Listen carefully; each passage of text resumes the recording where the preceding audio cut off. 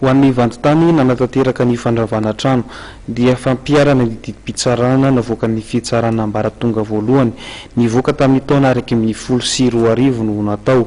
Efa nisy ny fifampiresahana mialoha teo amin'ny lehiben'ny fokontany sy ny mpiara-monina teny an-toerana. Ho iatran ny maître Alain Rakotonirina.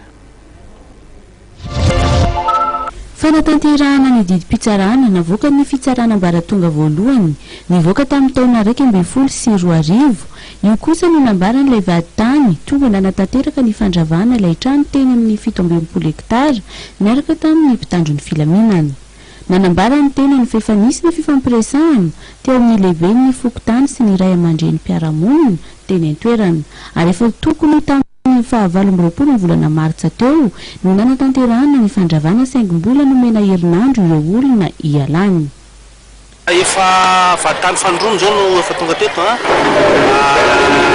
voalohany le vatany nanateraka teto efa misy préavis efa signification zany efa natao araka fangatahany araka lazaiko taminareo ny ray aman-dreny rehetra teto tanàna teto miaraka amin'ny président fokontany zany dia mbola nahembotra herinandro nakatakatantareo hiala moramora dia nahembotra herinandro zay tokony efa exécuté na tamin'ny 28 mars lasa teo dia mbola mena herinandro ambony indray zareo dia zay androany moa zany zay tanteraka le izy. Araka ny vaovao voaray dia olon-tsotra na particulier no tompon'ity tany eto amin'ny 67 hektara pitan'ny FLMIT izay mirefatra any amin'ny 770 centiare.